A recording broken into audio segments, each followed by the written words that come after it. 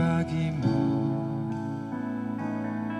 Tuhan, pujian bagimu, Tuhan. Namamu besar dan layak dipuji. Nyanyi pujian bagimu, Tuhan, pujian bagimu, Tuhan. Namamu besar dan layak dipuji. Nyanyi pujian bagimu,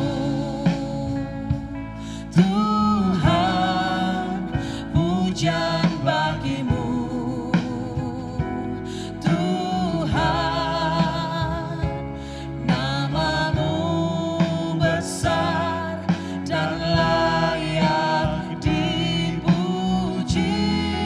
Ini nyanyian kami bagimu, Tuhan. Nyanyi pujian bagimu,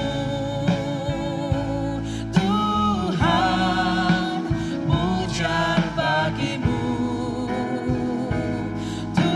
Tuhan.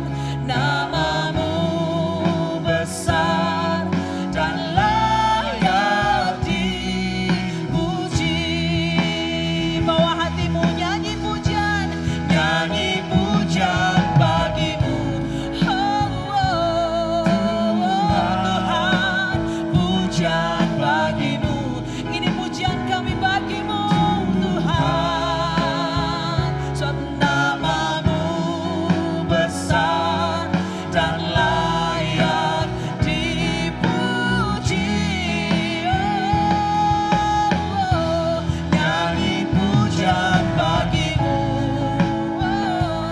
Tuhan, pujian bagimu, Tuhan. Namamu besar dan layak dipuji. Muliakan namanya, ku muliakan namamu, Tuhan, mulia namamu. Oh, Tuhan, namamu besar dan layak dipuji. Oh, ku muliakan namamu,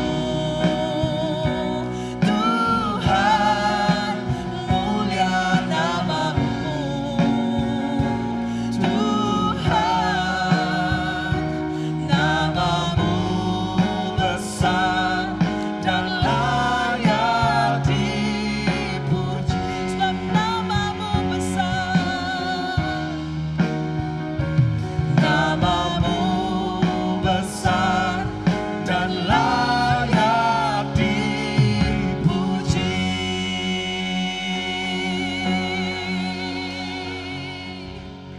Segala kemuliaan hanya bagimu, Tuhan. Segala pujian kami hanya bagimu, Tuhan.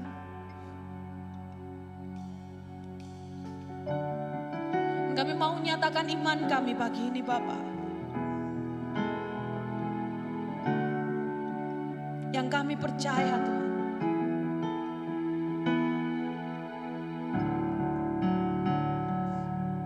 Yes, Lord.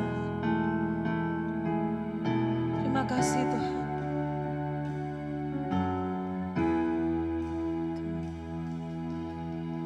Bapakku yang kekal, pencipta yang esa, maha kuasa, dikandung Roh Kudus, Yesus Kristus datang, Kau juru selamatku. Ku percaya Allah Bapa, ku percaya Sang Putra, ku percaya percaya Roh Kudus-Mu, Kau Allah Tritunggal. Ku percaya kebangkitan ada dalam kita. Ku percaya dalam nama Yesus.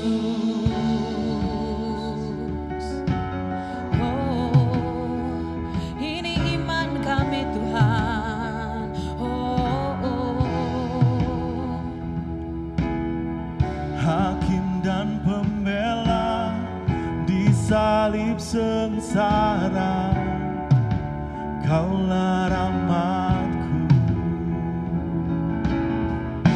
Ke dalam gelap yang mulia bangkit, bertata selamanya. Ku percaya Allah Bapa, ku percaya Sang Putra, ku percaya Roh Kudus-Mu, Kau Allah Tritunggal. Ku percaya kebangkitan ada dalam kita. Ku percaya dalam nama Yesus. Ku percaya Engkau, ku percaya Kau telah bangkit. Ku percaya Yesus Kristus Tuhan. Kami nyatakan, ku percaya Engkau, ku percaya Kau telah bangkit. Yes Lord, ku percaya Yesus Kristus Tuhan.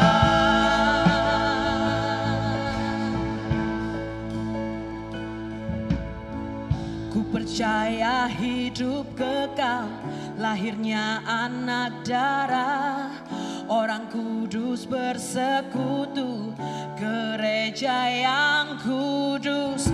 Ku percaya kebangkitan waktu Yesus datang. Ku percaya dalam nama Yesus. Ku percaya Allah Bapa, ku percaya Sang Putra, ku percaya Roh Kudus-Mu, Kau Allah Tritunggal. Ku percaya kebangkitan ada dalam kita. Ku percaya dalam nama. Nyatakan sekali lagi, come on. Ku percaya Allah Bapa, yes Lord. Ku percaya Sang Putra, ku percaya Roh Kudus-Mu, Kau Allah Tritunggal. Ku percaya kebangkitan ada dalam kita. Ku percaya dalam nama Yesus. Ku percaya dalam nama Yesus.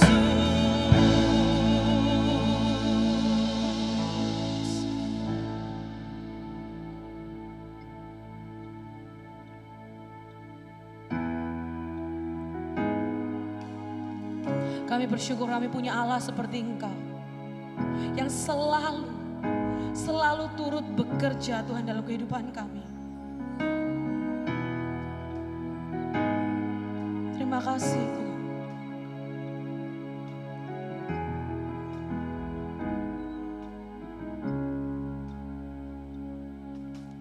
Di tengah luasnya samudra,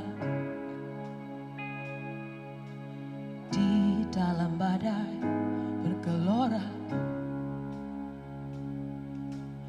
Kaulah jangkar hidupku. Tak sekalipun ku goyah, firman-Mu terangin langkahku, sumber damai dalam hidupku. Ku aman di dalam-Mu, sempurna, seperti mentari bersinar, begitu pun janjimu. Dalam segala perkara Engkau turut bekerja.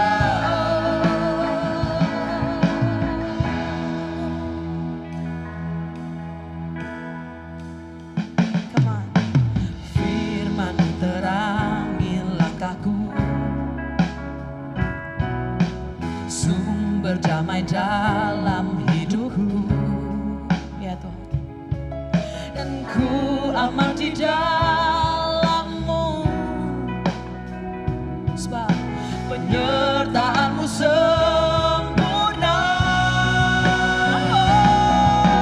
Sepasti mentari bersinar, begitu pun janji-Mu. Dalam segala perkara Engkau turut bekerja, sepasti mentari bersinar, begitu pun janji-Mu. Dalam segala perkara Engkau turut bekerja.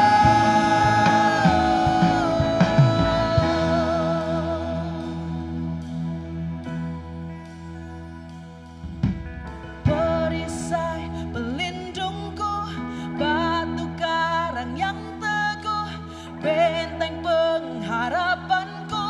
Kaulah Tuhan, Kaulah Raja. Come on. Perisai pelindungku, batu karang yang teguh, benteng pengharapanku. Kaulah Tuhan, Kau nyatakan. Come on.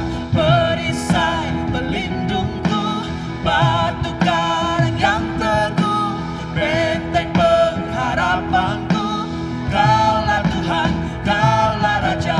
Sepasti mentari bersinar, begitu pun janji-Mu. Dalam segala perkara Engkau turut bekerja. Sepasti mentari bersinar, begitu pun janji-Mu. Janji-Mu Tuhan. Dalam segala perkara Engkau turut bekerja, sepasti mentari bersinar, begitu pun janji-Mu. Dalam segala perkara Engkau turut bekerja.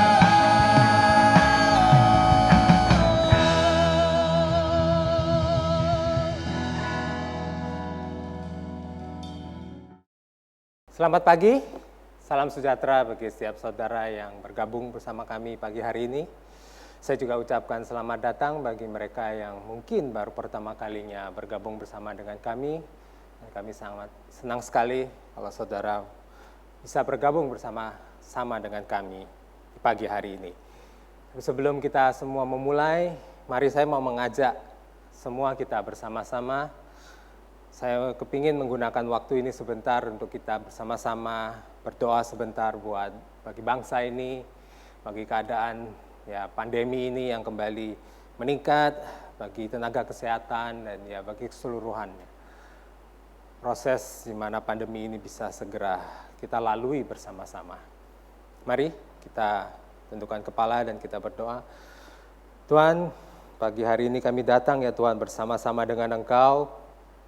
Tuhan, kami minta tolong Tuhan, kami minta bantuan-Mu Tuhan, kami minta pertolongan yang hanya datangnya dari Engkau ya Bapa. Tuhan, selama pandemi ini Tuhan, kami sudah terlalu sering Tuhan untuk mendengar gitu banyak mereka yang akhirnya juga jatuh sakit dari teman-teman, keluarga, dari teman kerja dan macam-macam ya Tuhan. Juga banyak ya Tuhan, kami juga akhir-akhir ini kami mendengar Tuhan, begitu banyak Tuhan juga yang akhirnya harus kehilangan anggota keluarga mereka Bapak. Bapak, kami berdoa Tuhan, minta campur tangan-Mu, minta kekuatan dari Engkau ya Tuhan. Bagi mereka yang sakit sekarang Tuhan, Kau beri kekuatan, Kau beri kesembuhan Tuhan. Bagi mereka yang kehilangan anggota keluarga Tuhan, kami berdoa minta penghiburan ya Tuhan yang dari Engkau. Minta kekuatan juga ya Tuhan bagi setiap anggota keluarga ya Tuhan, tempat dimanapun mereka berada ya Bapak. Kami berdoa juga bagi setiap tenaga kesehatan, mereka yang berjuang di garis depan ya Tuhan. Kami berdoa minta perlindungan-Mu ya Tuhan. Terlebih lagi Tuhan buat mereka, para dokter, para perawat ya Tuhan. Mereka-mereka yang setiap hari Tuhan bahkan berhadapan langsung dengan mereka yang sakit. Kami berdoa Tuhan khususnya Tuhan, beri mereka kesehatan ya Tuhan. Kami berdoa bagi pemerintah Tuhan yang saat ini kami percaya juga berusaha semaksimal mungkin ya Tuhan, sebisa mereka untuk bisa menanggulangi pandemi ini ya Bapa. Terima kasih ya Tuhan, kami pagi hari ini ya Tuhan, biar Engkau yang bawa kami, buka hati dan pikiran kami Tuhan, untuk kami siap ya Tuhan mendengar, menerima firman-Mu ya Tuhan. Biar Engkau sendiri ya Tuhan yang berbicara kepada setiap kami. Firman-Mu Bapa, kata-kata yang dari Engkau, isi hati-Mu ya Tuhan kepada setiap kami. Terima kasih Tuhan, terima kasih. Hanya dalam nama Tuhan Yesus kami berdoa. Amin. Amin. Saudara, hari ini kita sampai di penghujung dari seri khotbah di bukit yang seharusnya terdiri dari 4, tapi ya akhirnya kita harus potong jadi 3 bagian. Kita sudah bicara di Matius yang pasal yang ke-5, kemudian yang ke-6 ini yang bagian pasal yang ke-6 yang harus kita skip, yang kita lompati. Dan hari ini kita akan belajar dari pasal yang ke-7. Nah, sedikit kilas balik aja, kalau kita mau ingat kembali pada pasal yang ke-5, kita sudah belajar banyak dari khotbah Tuhan Yesus mengenai ucapan bahagia, di mana Tuhan Yesus mengajarkan kepada kita karakter atau ciri-ciri di mana kita di dalam kerajaannya, di dalam kerajaan Allah, di mana kita itu bisa berbahagia. Kemudian Tuhan juga berbicara mengenai garam dan terang dunia. Kemudian Tuhan mengajarkan tentang penggenapan dari hukum Taurat. Kemudian lanjut di pasal 6, ini yang mungkin saudara harus pelajari sendiri di rumah nantinya, atau dalam kesempatan lain mungkin Aisyah juga akan mengajarkan tentang hal ini kembali. Tapi saya percaya dalam banyak kesempatan pasal 6 ini juga adalah salah satu bagian yang sering kita singgung, yang sering kita ajarkan juga. Itu di dalam pasal 6 kita bisa belajar mengenai sedekah, kita juga belajar mengenai doa, di mana di sini kita tahu, kita belajar tentang doa Bapa kami, kemudian ada hal berpuasa, hal mengumpulkan harta, dan juga tentang hal kekhawatiran. Ya, di situ juga saudara ingat ada satu ayat yang terkenal, tetapi jauhilah dahulu kerajaan Allah dan kebenarannya, maka semuanya itu akan ditambahkan kepadamu. Lalu kita sampai kepada pasal yang ke-7. Nah, dari pasal yang ke-7 ini kita akan sedikit ambil dari bagian belakangnya dulu. Jadi kita akan mulai dari bagian belakangnya dulu, kemudian kita akan mundur ke pasal-pasal yang lebih awal. Karena kita rasa ini adalah menjadi satu penutup yang paling penting dari setiap pengajaran yang Tuhan Yesus sudah ajarkan dari seri khotbah di bukit ini. Coba kita baca di Matius yang ke-7, ayatnya di 24 sampai yang ke-27. Perikopnya ini adalah 2 macam dasar. Setiap orang yang mendengar perkataanku ini dan melakukannya, ia sama dengan orang yang bijaksana, yang mendirikan rumahnya di atas batu. Kemudian turunlah hujan dan datanglah banjir. Lalu angin melanda rumah itu.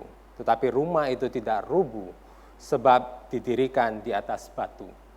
Tetapi setiap orang yang mendengar perkataanku ini dan tidak melakukannya, ia sama dengan orang yang bodoh yang mendirikan rumahnya di atas pasir.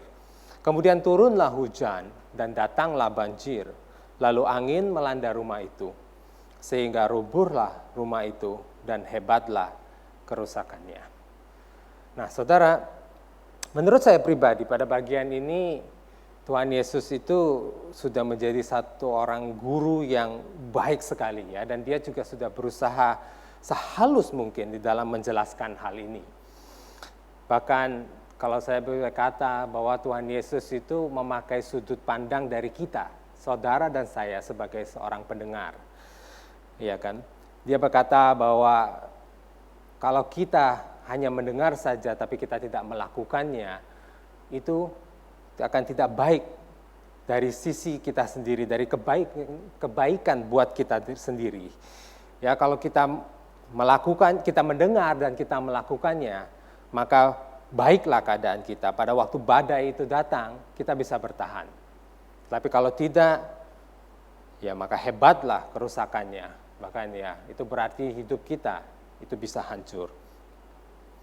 Nah, tapi kalau saudara, mungkin sebagian dari saudara sebagai pendengar, saudara yang berprofesi sebagai guru atau pengajar, ataupun jika saudara adalah orang tua yang punya anak-anak, saya pikir semua saudara tahu dan mengerti ketika kita mengajarkan sesuatu, ketika kita mengajarkan sesuatu yang baik kepada anak kita, kepada murid-murid kita, tapi akhirnya tidak dilakukan. Bagaimana perasaan saudara? Menurut saya mengajar itu bukanlah sesuatu yang gampang, apalagi mengajar anak-anak kecil. Bagi saya itu susah sekali. Bahkan ya saya bisa katakan mungkin saya bisa cepat menyerah kalau di situ. Saya ingat satu kali saya pernah membantu mengajar ya, atau menjadi leader gitu ya di dalam hardcore, ya mungkin sekarang namanya ICA Youth. Ya, waktu itu saya ingat ada kurang leadernya, ada kurang pengajarnya, dan kemudian saya ditawarkan oleh pacar saya yang sekarang istri saya, Lucy. Dia dulu membantu di FNL, dan waktu itu dari dia dikatakan ya kurang pengajarnya, kemudian apakah saya bisa membantu. Ya mungkin kalau itu untuk Sunday School mungkin saya akan langsung menolaknya, mungkin saya akan bilang pas. Tapi mungkin pada waktu itu FNL remaja, mungkin saya bilang oke, mungkin saya akan coba. Lagian ya kenapa enggak, saya mau coba, dan juga ya saya mau menyenangkan hatinya dialah. Dan ya saudara, saya ingat sekali pada waktu itu ternyata itu pun sudah sangat-sangat berat buat saya. Karena setiap kali habis kelompok hardcore ya, setelah di hari Minggu siang ya waktu itu ya. Kemudian bagi saya tuh rasanya capek sekali, begitu rasanya tenaga saya itu habis semuanya. Jadi buat saya pribadi, bayangkan kalau saya sudah susah-susah ngajar, kemudian yang diajarkan itu malah tidak melakukannya ya. Bagi saya itu ya saya bisa marah begitu ya. Dan Tuhan Yesus mengingatkan kita dengan cara yang lebih baik. Tuhan Yesus mengingatkan kita dengan cara yang lebih halus. Dia mengingatkan kita kalau kita melakukan semua pengajarannya itu adalah demi kebaikan kita juga. Setiap perintah atau setiap pengajarannya adalah untuk kita lakukan, bukan hanya untuk kita dengar saja. Tuhan Yesus mengajarkan kita untuk melakukan, bukan hanya untuk didengar, saudara. Ini adalah pelajaran yang paling penting yang kita bisa buat sebagai rangkuman dari setiap pengajaran itu. Tapi kita lihat kembali, Tuhan Yesus itu juga mengajarkan kepada kita untuk berhati-hati di dalam menerima setiap pengajaran. Kita mau baca di Matius 7 ayat yang ke-15. Waspadalah terhadap nabi-nabi palsu yang datang kepadamu dengan menyamar seperti domba, tetapi sesungguhnya mereka adalah serigala yang buas. Saudara, dari dulu sampai sekarang bakal akan ada terus orang-orang, pengajar-pengajar, atau ya kita bisa katakan orang-orang nabi-nabi palsu yang akan mengajarkan keselamatan yang palsu, yang akan mengajarkan cara hidup yang palsu, yang akan mengajarkan mungkin bahkan kita bisa katakan Injil yang palsu. Tujuan dan kehidupan yang seakan-akan benar atau seakan-akan itu hanya untuk kesenangan semata yang sementara. Kemudian Tuhan Yesus melanjutkan dengan bagaimana kita bisa mengenali nabi-nabi palsu itu. Ayat yang ke-16, dari buahnya lah kamu akan mengenal mereka. Dapatkah orang memetik buah anggur dari semak duri atau buah ara dari rumput duri? Demikianlah setiap pohon yang baik menghasilkan buah yang baik, sedang pohon yang tidak baik menghasilkan menghasilkan buah yang tidak baik. Tidak mungkin pohon yang baik itu menghasilkan buah yang tidak baik, ataupun pohon yang tidak baik itu menghasilkan buah yang baik. Dan setiap pohon yang tidak menghasilkan buah yang baik pasti ditebang dan dibuang ke dalam api. Jadi dari buahnya lah kamu akan mengenal mereka. Lalu Tuhan Yesus pun melanjutkan suatu peringatan yang keras, terutama bagi kita. Saya pikir ini berbicara langsung juga bagi setiap kita yang melayani Dia, bahkan termasuk bagi saya sendiri secara pribadi. Ketika kita mengajar, ketika kita melakukan pelayanan, ketika kita melakukan pekerjaan kita, apakah kita benar-benar menghasilkan buah yang baik? Ketika kita baca lanjut dalam ayat 21, dikatakan, bukan setiap orang yang berseru kepadaku, Tuhan, Tuhan, akan masuk ke dalam kerajaan surga, melainkan dia yang melakukan kehendak Bapakku yang di surga. Pada hari terakhir, banyak orang akan berseru kepadaku, Tuhan, Tuhan, bukankah kami bernubuat demi namamu dan mengusir setan demi namamu dan mengadakan banyak mukjizat demi namamu juga? Pada waktu itulah aku akan berterus terang kepada mereka dan berkata, aku tidak pernah mengenal kamu.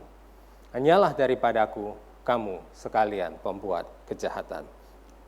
Saudara, kita perlu ingat, kalau kita ini hanyalah saluran dari kuasa Allah.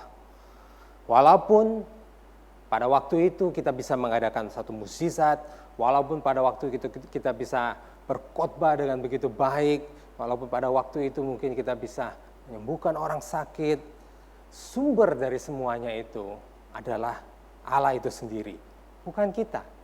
Kita hanyalah salurannya. Bagian kita adalah melakukan kehendak Bapa yang di surga. Kita perlu untuk bisa mengenal pengajaran yang mana yang benar, yang mana yang salah. Untuk bisa mengenal nabi yang palsu dan yang tidak. Tapi mungkin kita tahu tantangan yang terbesar di zaman sekarang ini adalah media ya. Bahkan di dalam zaman informasi, sama sekarang ini kita bisa mendapatkan informasi, kita bisa mendapatkan sumber pengajaran itu pun dari berbagai macam platform yang berbeda ya. Kita bisa tahu internet itu begitu maju sekarang, ya pengajaran di YouTube begitu banyak. Ya saya tidak tahu apakah juga sudah ada yang mulai di TikTok, tapi saya tahu begitu banyak ya sudah mulai juga dari Instagram Live. Dan itu penting bagi kita untuk kita bisa memfilternya, penting bagi kita untuk menjaga apa yang kita terima, menjaga apa yang kita dengar setiap harinya. Bahkan untuk anak-anak kita, salah satu contoh yang gampang yang mungkin saya bisa, bahkan ini barusan saja terjadi. Dalam minggu barusan ini, beberapa hari yang lalu, anak saya nonton satu acara televisi. Ini dari acara televisi yang saya tahu, setiap saudara pasti tahu, dan ini cukup terkenal karena ini adalah saluran khusus untuk anak-anak. Dan ya, di dalam acara itu kebetulan mereka berbicara mengenai warna-warna dalam pelangi. Dan ya, ada semacam bukan mini game ya, tapi ya mereka mengajak juga para anak-anak yang menonton gitu ya untuk bisa mengenali warna dan juga mencari warna-warna itu di dalam acara mereka gitu ya. Nah, kemudian yang saya perhatikan di situ adalah mereka seakan-akan mengajarkan kepada anak-anak itu bahwa warnanya di pelangi itu hanya ada 6. Karena itu yang mereka gunakan untuk mencari warna-warna itu. Dan mereka terus menekankan bahwa cari 6 warna dari pelangi ini. Dan kemudian saya tahu bahwa pelangi, kalau saudara mungkin sebagian sudah tahu bahwa pelangi sekarang disalahgunakan untuk satu kelompok tertentu. Makanya kelompok yang cukup vokal akhir-akhir ini di mana gerakan LGBTQ menggunakan pelangi sebagai lambangnya. Dan saya merasa ya ini acara anak-anak yang seakan-akan memuat suatu pesan-pesan tersembunyi bahwa pelangi dengan 6 warna yang mereka gunakan sekarang sebagai lambang itu, pelangi itu ada 6 warna.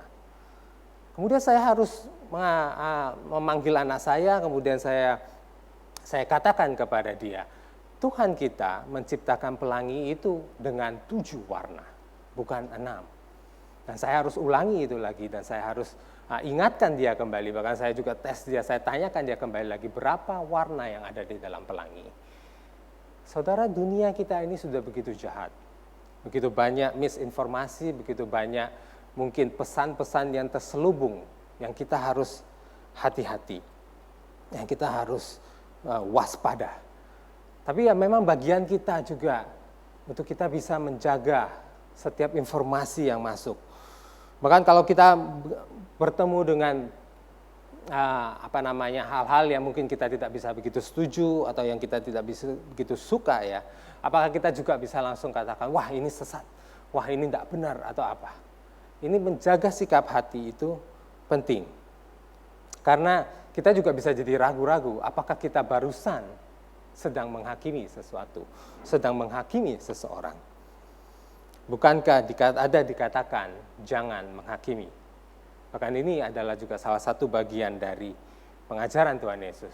Itu gimana dong? Mari kita baca sama-sama. Matius 7 ayat yang pertama sampai yang ke-6.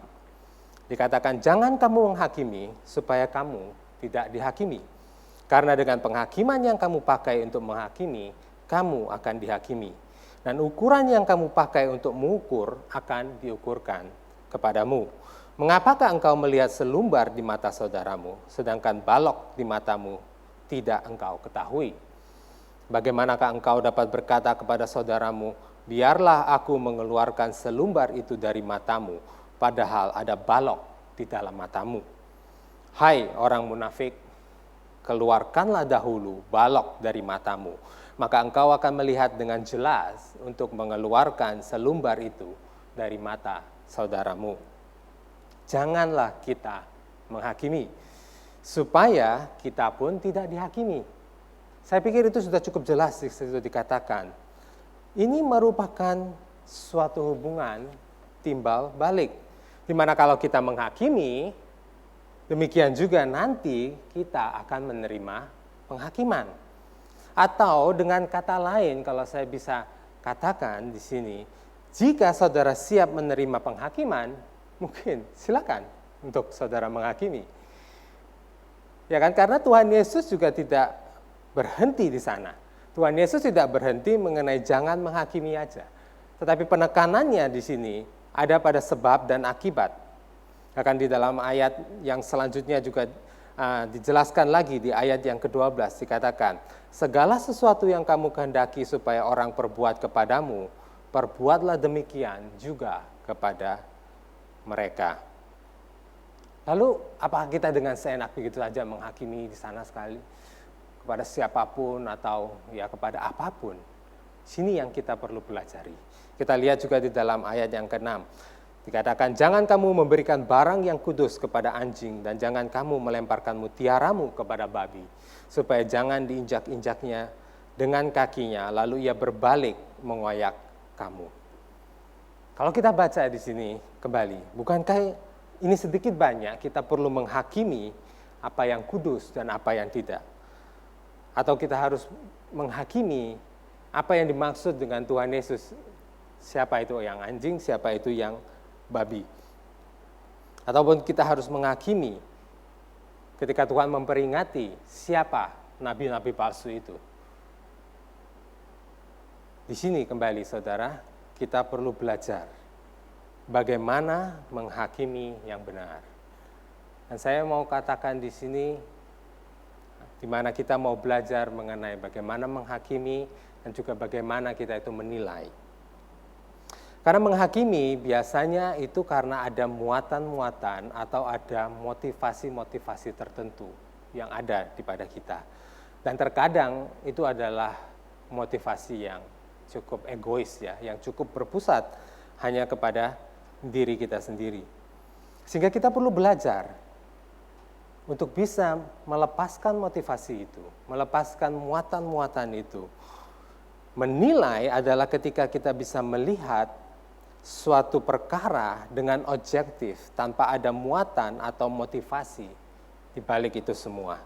Menilai adalah ketika kita bisa mengeluarkan balok dari mata kita sendiri untuk melihat selumbar di mata saudara kita.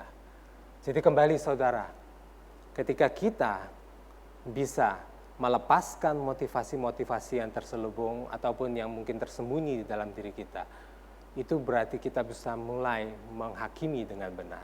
Itu berarti kita sudah bisa mulai menilai dengan benar juga. Tapi kemudian pertanyaannya bagi setiap kita mungkin adalah bagaimana? Bagaimana kita bisa melakukan itu? Bagaimana kita bisa menilai ataupun menghakimi dengan benar? Matius 7, ayat yang ke-7 sampai yang ke-11 dikatakan, mintalah maka akan diberikan kepadamu. Carilah, maka kamu akan mendapat. Ketoklah, maka pintu akan dibukakan bagimu. Karena setiap orang yang meminta, menerima.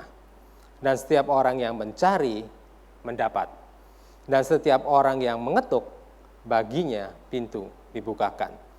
Adakah seorang daripadamu yang memberi batu kepada anaknya jika ia meminta roti? Atau memberi ular jika ia meminta ikan? Jadi jika kamu yang jahat tahu memberi pemberian yang baik kepada anak-anakmu, apalagi Bapamu yang di surga, ia akan memberikan yang baik kepada mereka yang meminta kepadanya. Saudara, kita perlu belajar menghakimi dengan benar. Bagaimana menilai mana pengajaran yang benar, mana yang salah. Kita perlu untuk mengenali mana nabi-nabi yang palsu dan mana yang tidak. Dan yang terpenting dari ini semua, saudara dan saya, kita semua perlu untuk tidak mendengarkan saja, tapi kita perlu untuk melakukan semua pengajaran yang sudah Tuhan Yesus sampaikan di khotbah di bukit yang barusan kita dengar dalam beberapa minggu ini. Bagian dari kita, saudara, bagian dari kita semua, minta padanya. Tuhan mengingatkan kepada kita, masakah kalau kita minta sesuatu yang baik daripadanya, maka dia akan memberikan sesuatu yang tidak baik kepada kita? Maka dari itu, saudara, Tuhan mengingatkan bahwa dia itu adalah Allah yang baik. Dan dia akan memberikan pemberian yang baik bagi setiap saudara dan saya. Jadi saudara minta pada Tuhan, supaya kita bisa mengenal nabi-nabi palsu. Minta supaya kita bisa menilai yang baik dan yang jahat. Minta supaya kita bisa menghakimi dengan motivasi yang benar. Minta supaya kita bisa punya kekuatan, kita bisa punya hati yang setia untuk melakukan semua yang sudah diajarkan kepada kita, untuk bisa melakukan apapun kehendak Bapa yang di surga. Sebelum saya menutup juga, Saya mau baca dari Lukas yang 11 ayat yang ke-13. Ini adalah perikop yang sama dengan Matius ayat yang 7. Tapi dalam Alkitab seperti saudara ketahui, beberapa kitab Injil itu menceritakan cerita yang sama. Dan cerita yang sama ini diceritakan, pengajaran yang sama oleh Tuhan itu diajarkan di kitab Lukas, di asal yang ke-11. Dan dikatakan, jadi jika kamu yang jahat tahu memberi pemberian yang baik kepada anak-anakmu, apalagi Bapamu yang di surga. Ia akan memberikan Roh Kudus kepada mereka yang meminta kepadanya. Saudara, pada hari ini, pagi hari ini, saya mau ngajak kita semua ketika kita menutup pengajaran pagi hari ini. Biarlah setiap kita bisa datang kepadanya. Biarlah setiap kita mau datang dan minta kepada Tuhan agar Tuhan memberikan Roh Kudus kepada kita. Dan Roh Kudus inilah yang akan memampukan kita. Roh Kudus inilah yang akan memberikan kita pencerahan. Roh Kudus inilah yang akan memberikan kita hikmat. Roh Kudus inilah yang akan memberikan apapun yang kita butuhkan. Supaya kita bisa mengenali kembali apa yang benar, apa yang salah. Supaya kita bisa belajar untuk menghakimi, untuk bisa menilai dengan benar. Bahkan yang paling penting dari itu semua, dengan kekuatan dari Roh Kudus, kita bisa melakukan kehendak Tuhan. Dalam perumpamaan itu berarti kita bisa membangun satu rumah di atas batu yang kuat.